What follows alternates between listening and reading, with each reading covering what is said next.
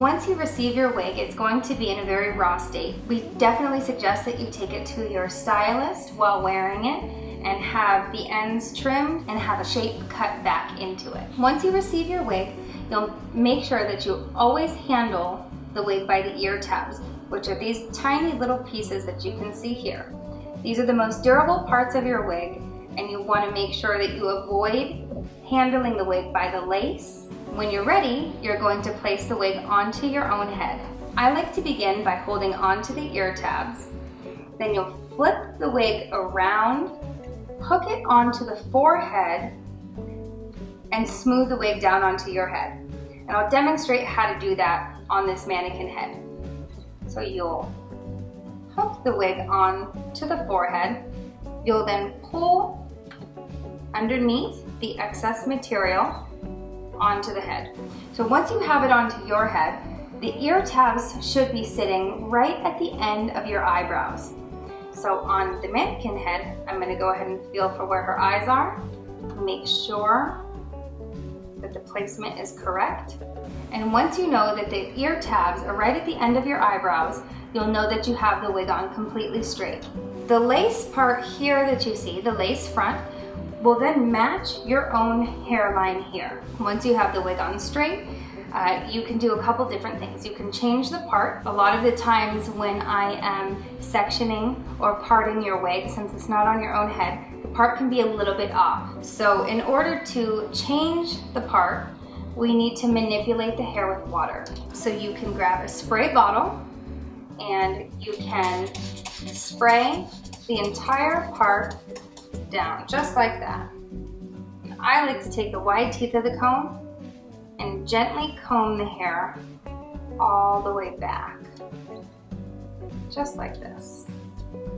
Be sure not to scrape too far into the material so that you don't poke a hole into it. Once you've got that hair pulled back, you'll then spray some more, comb back some more, and you can change the part.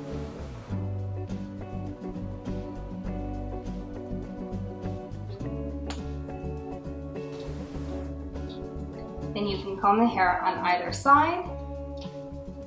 And if that still isn't correct, then you'll just measure exactly where you want to part that and change that. And we've then taken control of the hair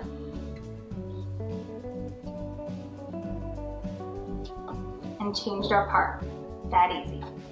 A couple other things to keep in mind when trying your wig on for the first time are that you have these adjustable straps at the nape of the neck here. These adjustable straps come out from these hooks. You can easily unhook them. If the wig feels a bit too tight, then you can unhook it and leave it hooked. These hooks control this small part of elastic, and that's what's going to tighten the wig or to make the wig just a tiny bit looser. So if you feel like you need to tighten, you can unhook both of them and then hook them into these little slots anywhere as far in as you need to go. This here is the lace front of your wig, and this is the most delicate part. So you want to make sure that you avoid handling that at all. Next, I'll demonstrate how to wash your wig. This needs to be done every 2 to 3 weeks, depending on how much you're wearing the wig, whether you're sweating in the wig or not, and so forth. A lot of you at home will be doing this in a kitchen sink, and I suggest filling the sink up with lukewarm water. I like to create a fist and then put the wig on to my fist, kind of acting as a stand, and then you're going to use light pressure in your sink, and you're going to wet the entire wig down. You want to make sure that you use extremely light pressure when you're washing the top of the wig. But once the wig is completely wet down, you can also keep the wig elongated like this and just kind of dip it into your filled sink. You'll then take about a dime size of shampoo and work it through the ends of the wig, just like this. So again, we'll take that shampoo, we'll run it through the bottom of the wig, just like this. You don't really need to come up past the cap because the water that you'll be working in will be soapy enough. Once you've done that, you can go ahead and rinse that until the water runs clear.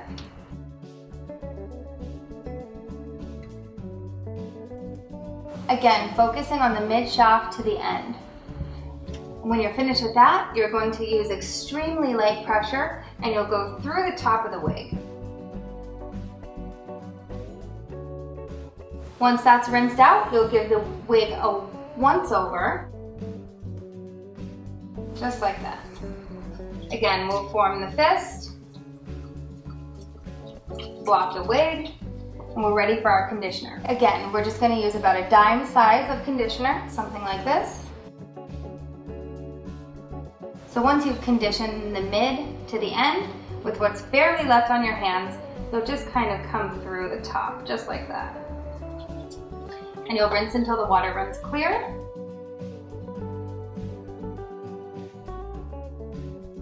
When you come into the cap, you want to make sure that your pressure is extremely light. You want to make sure that you get right in here. Shampoo likes to hide in there. Give the wig a really good rinse all over, light pressure. And when your water runs clear, you can then blot the wig. You'll take your towel, place the wig elongated into the towel, and then you'll roll it up. The key here is to keep the hair as elongated throughout the whole entire washing process as possible. Since the hair doesn't have any sebaceous glands on the scalp like we do, there's no need to rub or scrub. Using the sink full of lukewarm water will clean the cap on its own. So once I have it elongated, I'm going to give it a gentle blot. Blot it again. Place it down on my tray. Unroll it, grab your form, stick it on your styrofoam head or your wig stand or your mannequin head, and then you'll take a dime size of oil. So oil is the most important thing that you want to use. Once you've done that, you'll rub the oil through your hands. You'll start from the underneath of the wig, just like this. And the reason that we start from the underneath is so that we don't get the top of the wig oily. If we get the top of the wig too oily, we have to start the washing process all over again. So we're going to come up under, we're going to run our fingers through the wig just like this, and then we're going to take the wide teeth of our comb and we're going to make sure that the product is evenly distributed by combing it through. And you want to be extremely gentle when you're combing.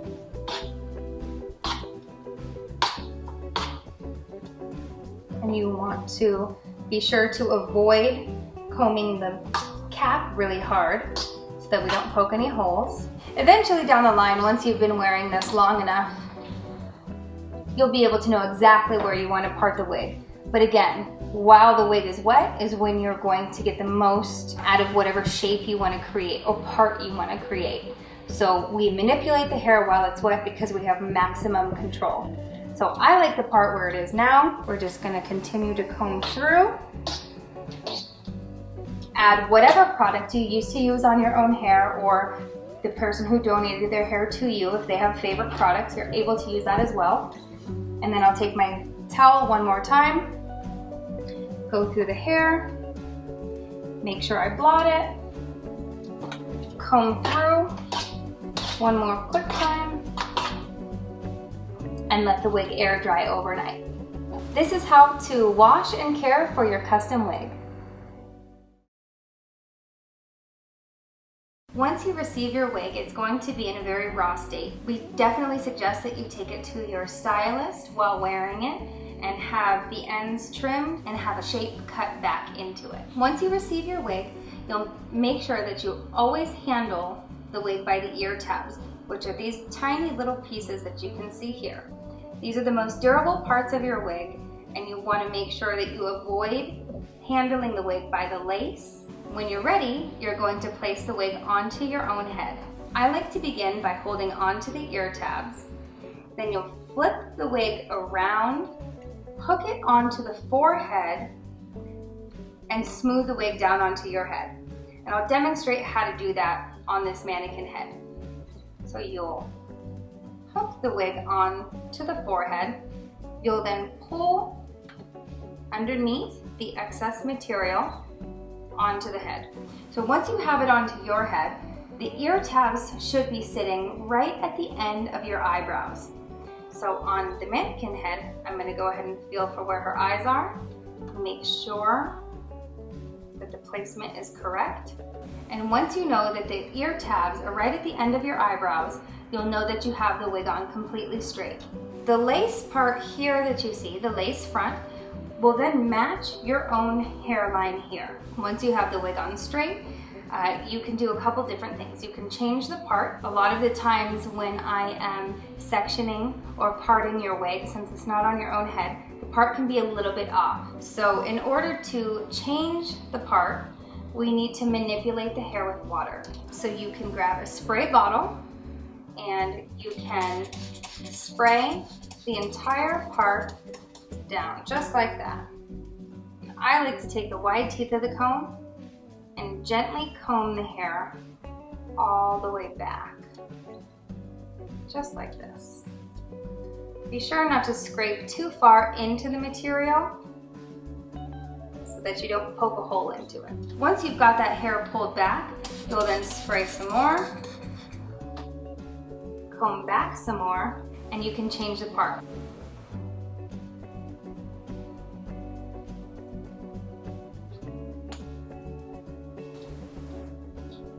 Then you can comb the hair on either side. And if that still isn't correct, then you'll just measure exactly where you want to part that and change that. And we've then taken control of the hair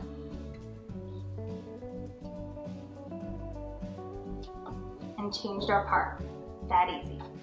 A couple other things to keep in mind when trying your wig on for the first time are that you have these adjustable straps at the nape of the neck here. These adjustable straps come out from these hooks. You can easily unhook them. If the wig feels a bit too tight, then you can unhook it and leave it hooked. These hooks control this small part of elastic, and that's what's going to tighten the wig or to make the wig just a tiny bit looser. So if you feel like you need to tighten, you can unhook both of them and then hook them into these little slots anywhere as far in as you need to go. This here is the lace front of your wig, and this is the most delicate part. So you want to make sure that you avoid handling that at all. Next, I'll demonstrate how to wash your wig. This needs to be done every 2 to 3 weeks, depending on how much you're wearing the wig, whether you're sweating in the wig or not, and so forth. A lot of you at home will be doing this in a kitchen sink, and I suggest filling the sink up with lukewarm water. I like to create a fist and then put the wig on to my fist, kind of acting as a stand, and then you're going to use light pressure in your sink,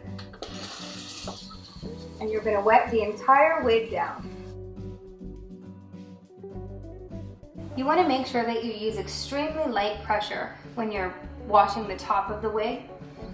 But once the wig is completely wet down, you can also keep the wig elongated like this and just kind of dip it into your filled sink. You'll then take about a dime size of shampoo and work it through the ends of the wig, just like this. So again, we'll take that shampoo, we'll run it through the bottom of the wig, just like this.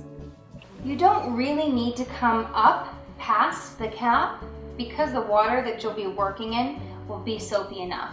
Once you've done that, you can go ahead and rinse that until the water runs clear.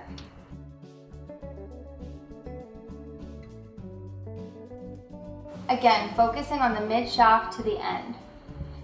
When you're finished with that, you're going to use extremely light pressure and you'll go through the top of the wig.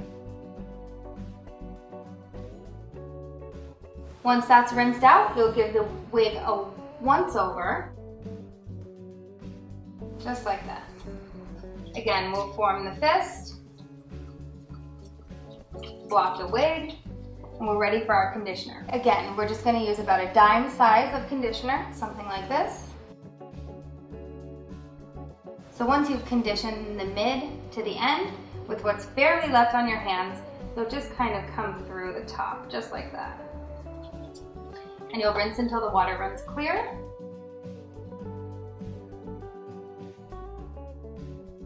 When you come into the cap, you want to make sure that your pressure is extremely light.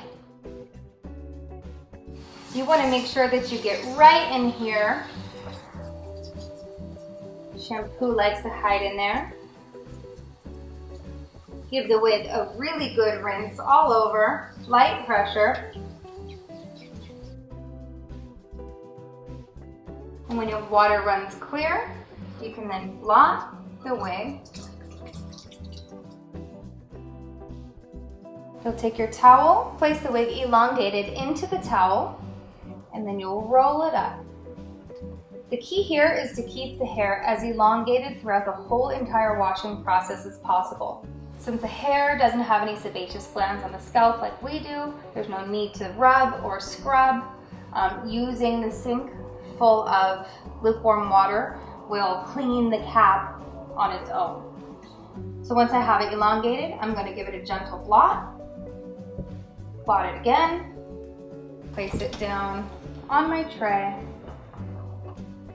Unroll it, grab your form, stick it on your styrofoam head or your wig stand or your mannequin head, and then you'll take a dime size of oil. So oil is the most important thing that you want to use. Once you've done that, you'll rub the oil through your hands. You'll start from the underneath of the wig, just like this. And the reason that we start from the underneath is so that we don't get the top of the wig oily. If we get the top of the wig too oily, we have to start the washing process all over again. So we're gonna come up under, we're gonna run our fingers through the wig just like this, and then we're gonna take the wide teeth of our comb and we're going to make sure that the product is evenly distributed by combing it through. And you wanna be extremely gentle when you're combing.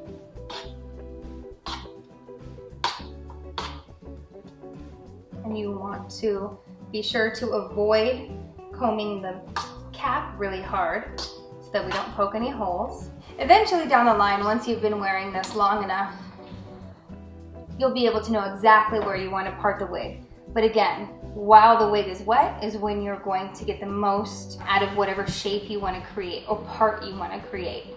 So we manipulate the hair while it's wet because we have maximum control. So I like the part where it is now. We're just going to continue to comb through. Add whatever product you used to use on your own hair, or the person who donated their hair to you, if they have favorite products, you're able to use that as well. And then I'll take my towel one more time, go through the hair, make sure I blot it, comb through one more quick time, and let the wig air dry overnight.